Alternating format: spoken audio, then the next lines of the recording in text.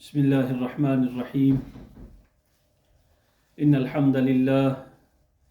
نحمده ونستعينه ونستغفره ونؤمن به ونتوكل عليه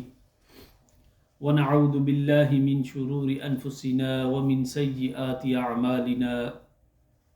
من يهده الله فلا مضل له ومن يضلله فلا هادي له ونشهد أن لا إله إلا الله وحده لا شريك له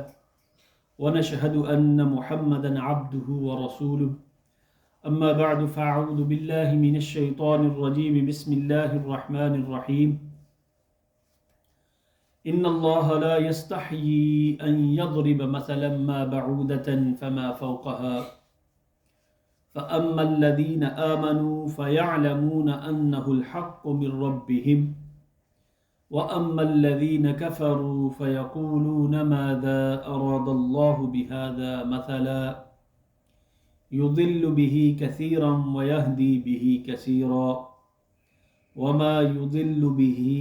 إلا الفاسقين صدق الله العظيم وصدق رسوله النبي الكريم الأمين وبلغناه على ذلك لمن الشاهدين والشاكرين والحمد لله رب العالمين۔ حمد و صلات کے بعد تمام تعریفیں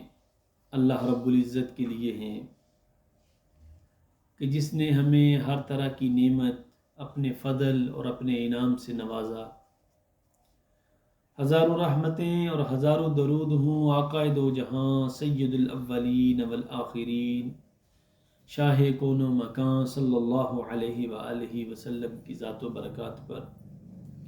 کہ جن کے طفیل یہ کائنات معرض وجود میں آئی۔ آج کی اس مختصر سی نشست میں ہم انشاءاللہ العزیز سورہ بقرہ کی آیہ نمبر 26 کو سمجھنے کی کوشش کریں گے۔ اس آیہ مبارکہ میں اللہ رب العزت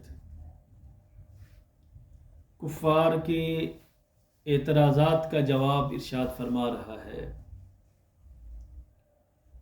اللہ فرماتا ہے ان اللہ لا یستحی ان یضرب مثلا ما بعودۃ فما فوقها، بے شک اللہ رب العزت کی ذات لا یستحی، اس چیز سے آر نہیں، اسے اس چیز سے حیا نہیں، اللہ تعالیٰ فرماتا ان یضرب مثلا ما بعودۃ، کہ کوئی بھی مثال بیان کرے، ما بعودۃ، خواہ وہ مچھر کی مثال ہی کیوں نہ ہو، فما فوقها، یا اس سے بھی کسی بڑی چیز کی مثال۔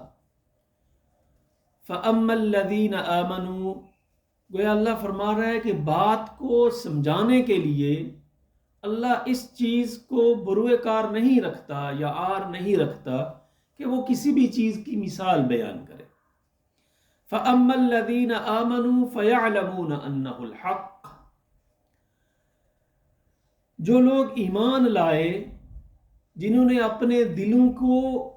روشن کر لیا، فَيَعْلَمُونَ أَنَّهُ الْحَقُّ،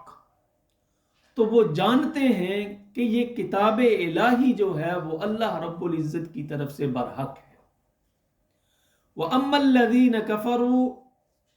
فَيَعْلَمُونَ فَيَقُولُونَ مَاذَا أَرَادَ اللَّهُ بِهَذَا مَثَلًا، اور جو لوگ ایمان نہیں لائے، وَأَمَّا الَّذِينَ كَفَرُوا، جو کافر ہیں، جو نان بلیور ہیں، وہ کہتے ہیں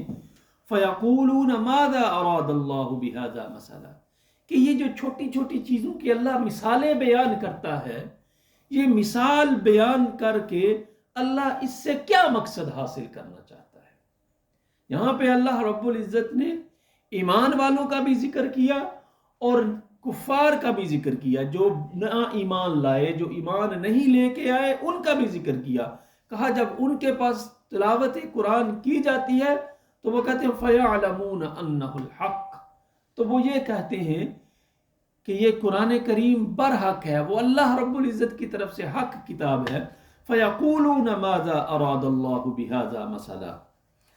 اور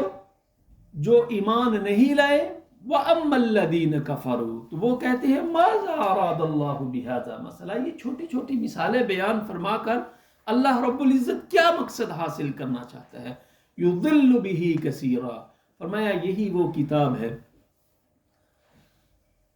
کہ جس کے ذریعے اللہ رب العزت بہت سے لوگوں کو گمراہ فرماتا ہے، یہی وہ پیغام ہے جس کی وجہ سے بہت سے لوگ گمراہ ہوئے۔ آگے ہم تفسیر میں پڑھیں گے، دیکھیں گے کہ کیسے لوگ گمراہ ہوئے۔ وَيَهْدِي بِهِ كَثِيرًا، اور یہی وہ کتاب ہے جس کے ذریعے بہت سے ایسے لوگ ہیں جنہوں نے ہدایت کامل جنہیں عطا ہوئی۔ وَمَا يُضِلُّ بِهِ إِلَّا الْفَاسِقِينَ، اور اللہ رب العزت نہیں گمراہ فرماتا وما یضل بہ، جو فاسق ہے، جس کے دل میں فسق ہے، وہی گمراہی کے راستے پہ چلتا ہے، جس کے دل میں ایمان کا ذرہ ہے وہ گمراہ نہیں ہو سکتا۔ اس آیہ مبارکہ کا یا اس آج کی اس گفتگو کا جو ہم نے گزشتہ گفتگو کی ہے اس کے ساتھ کیا موازنہ ہے، اس کے ساتھ یہ کیسے میچ ہوگی، تطبیق کیا بنے گی؟ اس سے پہلے اللہ رب العزت نے قرآن کریم کی حقانیت کو بیان کی۔ یہ ساری گفتگو منافقین مومنین کا ذکر ہوا، منافقین کا ذکر ہوا، عبادت کا ذکر ہوا، قرآن پہ اللہ نے دلائل دیے، یہ وہی ایک تسلسل چل رہا ہے۔ تو اللہ رب العزت نے پہلے قرآن کریم کی حقانیت کو بیان کیا، دلائل ذالک الکتاب لا ریب فیہ، اور پھر دوسری دلیل دی وَإِن كُنتُمْ فِي رَيْبٍ مِّمَّا نَزَّلْنَا عَلَىٰ عَبْدِنَا فَأْتُوا بِسُورَةٍ، اگر تمہیں شک ہے یہ کہ کتاب الہی حق نہیں، اللہ کی طرف سے نہیں، میرے بندے پہ نازل ہوئی، تو پھر فَأْتُوا بِسُورَةٍ مِّن مِّثْلِهِ، اس جیسی کوئی صورت لے آؤ۔ اور اس کے بعد اللہ رب العزت نے اس قرآن کے جو ماننے والے ہیں ان کی جزا کا ذکر کیا، اولئک علی ھدی من ربہم واولئک ھم المفلحون، یہی وہ لوگ ہیں جو اللہ کی طرف سے ہدایت پہ ہیں، واولئک ھم المفلحون، اور جو قرآن کو مانتے ہیں وہی فلاح پانے والے ہیں۔ پھر نہ ماننے والوں کی سزا کا ذکر ہوا، فَإِن لَّمْ تَفْعَلُوا وَلَن تَفْعَلُوا فَاتَّقُوا النَّارَ الَّتِي وَقُودُهَا النَّاسُ وَالْحِجَارَةُ، کہ اس آگ سے بچو جس کا ایندھن انسان اور پتھر ہیں۔ اور پھر اس کے بعد اللہ رب العزت نے اس کتاب پر ایمان لانے کی رغبت دلائی، یا ایھا الناس، عبادت کی رغبت دلائی، یا ایھا الناس اعبدوا ربکم الذی خلقکم، اے ایمان والو اللہ رب العزت کی عبادت کرو جس نے تمہیں پیدا کیا۔ اور ان تمام شبہات کو اللہ رب العزت نے دور فرمایا جو قرآن پاک پر کفار کرتے تھے، جس کی وجہ سے وہ قرآن کو کتاب اللہ ماننے سے انکار کرتے تھے۔ اللہ رب العزت نے ان ساری باتوں کا ذکر کیا، اور اب اس آیہ مبارکہ میں اللہ رب العزت ان کے جو دیگر شکوک و شبہات تھے ان کا ذکر فرما رہا ہے۔ اور دوسرا تعلق یہ ہے کہ گزشتہ آیہ مبارکہ میں ارشاد ہوا کہ جنت جو ہے وہ نیک لوگوں کے لیے، وَبَشِّرِ الَّذِينَ آمَنُوا وَعَمِلُوا الصَّالِحَاتِ، جو گزشتہ ہم نے گفتگو کی تھی۔ آج کی اس گفتگو میں اللہ رب العزت یہ فرما رہا ہے کہ گزشتہ گفتگو میں ہم نے کہا جنت مومن کے لیے ہے، یہاں فرمایا جائے مومن وہ ہے جو قرآن کے ہر حکم کو بلا چوں چراں، کسی قسم کے عیب کے ساتھ، کسی قسم کے اعتراض کے ساتھ، ہر طرح کے قرآن کے حکم کو ماننے کے لیے تیار ہو جائے۔ مومن وہ ہے جو قرآن کریم کی ہر بات کو بلا چوں چرا تسلیم کر لے، اس کو مومن کہا جاتا ہے۔ اس آیہ مبارکہ میں اللہ رب العزت نے ارشاد فرمایا۔ اب اس آیہ مبارکہ کا شان نزول کیا ہے کہ اللہ رب العزت نے یہ جو مچھر اور مکھی کی مثال بیان فرمائی ہے، اس کا کیا شان نزول ہے؟ اللہ رب العزت نے اس کے مفسرین اس کے دو اقوال ذکر کرتے ہیں، ایک حضرت عبداللہ بن عباس رضی اللہ تعالی عنہما، اور دوسری جو مثال بیان فرمائی جاتی ہے وہ جو قول ہے وہ عبداللہ بن مسعود رضی اللہ تعالی عنہ کا ہے کہ قرآن کریم اسی سورہ بقرہ میں اللہ رب العزت نے آیہ نمبر 19 میں ارشاد فرمایا، جو ہم پڑھ چکے ہیں، او کصیب من السماء فیہ ظلمات ورعد وبرق، کہ اللہ رب العزت نے مثال بیان کی تھی اس بارش کی کہ جو سخت تاریکی لے کے آتی ہے۔ کبھی کبھی جب بارش ہوتی ہے تو سخت تاریکی ہو جاتی ہے، اور اس بارش میں بجلی بھی ہوتی ہے، کڑک بھی ہوتی ہے. تو اللہ نے مثال بیان کی تھی کہ لوگوں کی مثال جو ایمان نہیں لائے ان کی مثال اس انسان کی سی ہے جو سخت اندھیرے والی بارش میں، بجلی والی بارش میں باہر کھڑا ہے. جب بجلی تھوڑی سی چمکتی ہے تو وہ اپنا رستہ دیکھ کے 2-4 قدم آگے چل جاتا ہے. اسی طرح جب وہ دنیا کی آسائشوں کو دیکھتے ہیں تو وہ کہتے ہیں یہ دنیا سچی ہے. جب مصطفیٰ کریم صلی اللہ علیہ وسلم کی زندگی کو دیکھتے ہیں، فقر کی زندگی، آقا علیہ الصلوۃ والسلام کی زندگی، کٹھن زندگی، مشکلات کی زندگی، تو وہ کہتے ہیں یہ ممکن نہیں ہو سکتا. اور جب اللہ رب العزت کے کسی معجزے کو دیکھتے ہیں تو ان کا دل کبھی قرآن کی طرف آتا ہے، کبھی کفار کی طرف جاتا ہے. تو اللہ، وہ کفار نے کہا کہ اللہ رب العزت اس مثال سے کیا بیان لینا چاہتا ہے، کیا مقصد حاصل کرنا چاہتا ہے. تو اس وقت اللہ رب العزت نے یہ آیہ مبارکہ نازل کی، ان اللہ لا یستحیی ان یضرب مثلا ما بعودۃ، کہ اللہ رب العزت کو اس چیز سے عار نہیں ہے کسی بھی چیز کی مثال بیان کر کے اللہ گفتگو کو سمجھانا چاہے تو اس کو اس چیز سے حیا نہیں ہے. اور دوسرا جو قول ہے وہ یہ ہے کہ اللہ رب العزت نے سورہ حج میں جو آیہ مبارکہ نازل ہوئی، وَإِن يَسْلُبْهُمُ الذُّبَابُ شَيْئًا لَّا يَسْتَنقِذُوهُ مِنْهُ ضَعُفَ الطَّالِبُ وَالْمَطْلُوبُ، کہ اللہ رب العزت نے فرمایا کہ تم جس خدا کی عبادت کرتے ہو، تم جس جن بتوں کی عبادت کرتے ہو، ان کی اپنی طاقت کا یہ اندازہ ہے. وَإِن يَسْلُبْهُمُ الذُّبَابُ، اگر ان پہ مکھی کوئی بیٹھ جائے، مکھی ان سے کوئی چیز لے کے چلی جائے، وَإِن يَسْلُبْهُمُ الذُّبَابُ شَيْئًا لَّا يَسْتَنقِذُوهُ، تو وہ مکھی سے وہ چیز واپس نہیں لے سکتے. ان کی اپنی طاقت تو یہ ہے، تم ان کی عبادت کیسے کر سکتے ہو. ضعف الطالب والمطلوب، کتنا کمزور عبادت کرنے والا ہے، کتنا کمزور طالب ہے اور کتنا کمزور مطلوب ہے. یعنی کتنا کمزور تمہارا وہ خدا ہے جس کی تم عبادت کرتے ہو، اور وہ اس سے مکھی کوئی چیز لے کے چلی جائے تو وہ اس مکھی سے وہ چیز نہیں چھڑا سکتا. اور دوسری آیہ مبارکہ سورہ عنکبوت میں اللہ رب العزت نے مثال فرمائی، مثل الذین اتخذوا من دون اللہ اولیاء کمثل العنکبوت اتخذت بیتا وَإِنَّ أَوْهَنَ الْبُيُوتِ لَبَيْتِ الْعَنْكَبُوتِ. اللہ نے فرمایا مثل الذین اتخذوا،